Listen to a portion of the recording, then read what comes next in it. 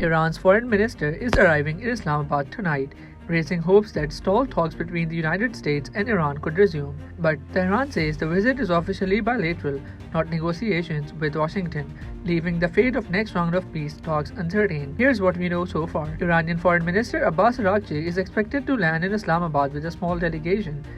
Iran's state media says the visit is part of a regional tour that also includes Muscat and Moscow and is officially aimed at consultations with Pakistani officials. But Pakistani sources say the visit could also pave the way for a second round of US-Iran negotiations expected to take place in the capital. A logistics and security team from the United States is already in Islamabad. The second round of negotiations has been delayed for days. Iran has insisted it will not return to the negotiating table unless the US lifts its naval blockade on Iranian ports.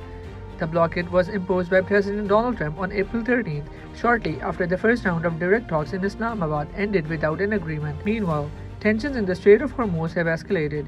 US forces seized an Iranian-linked vessel enforcing the blockade, and Iran later captured two ships and fired at another. Those incidents pushed the talks to the brink of collapse earlier this week. Pakistan has intensified its diplomatic efforts to bring both sides back to the negotiations. Deputy Prime Minister and Foreign Minister Ishaq Dar spoke with Araghchi by phone on Friday, stressing the importance of sustained dialogue. Iranian officials also praised Pakistan's role as a facilitator of talks between Washington and Tehran. The first round of direct US-Iran talks in Islamabad earlier this month was the highest-level engagement between the two countries in decades, following a Pakistan-brokered ceasefire. The United States says it remains ready for a second round of talks.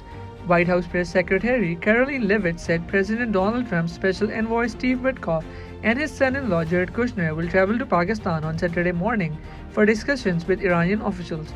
She added that Iranians want to talk in person and that Trump was willing to give diplomacy a chance. Leavitt also said Vice President J.D. Vance will remain on standby in Washington and could be dispatched to Pakistan if needed. Several U.S. aircraft have already landed in Islamabad in recent days, bringing equipment, security personnel, and technical teams ahead of potential. But the biggest question remains whether Iran will actually sit down with the U.S. delegation. Iranian state media says no diplomatic delegation has yet traveled specifically for negotiations. If the negotiations do go ahead, the stakes are enormous.